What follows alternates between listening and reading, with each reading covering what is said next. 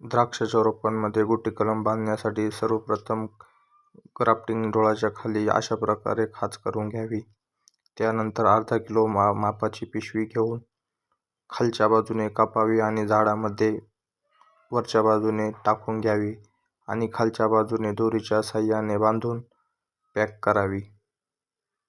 त्यामध्ये थोडेफार कोकोपीट टाकून आपण तयार केलेला गाळा झाकून टाकावा आणि पिशवी वरच्या बाजूने पुन्हा बांधून टाकावी आणि पूर्ण हवा बंद करावी. मधोमध पुन्हा एकदा चांगली दोरीच्या साहाय्याने गाठ मारून पूर्ण पॅक करावी आणि कोकोपीट ओले केलेले असावे, जेणेकरून मुळा फुटताना चांगल्या प्रकारे फायदा होईल.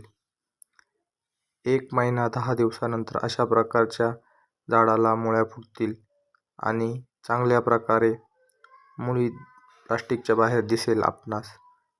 यासाठी जून महिन्यामध्ये शक्यतो वापर करावा. त्यानंतर मुळ्यांचा कलर ह्या प्रकारे झाल्यानंतर साधारणतः 1.5 महिन्यानंतर थांबावे आणि खालून कट करून अशा प्रकारे हे रोपे दुसऱ्या ठिकाणी ट्रान्सफर करण्यासाठी तयार झालेले आहे.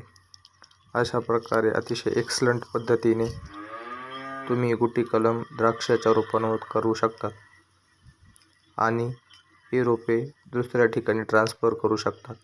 त्यानंतर महिनाभर थांबून हे झाडे पुन्हा मातीमध्ये ट्रान्सफर करावे पाहिजे त्या ठिकाणी.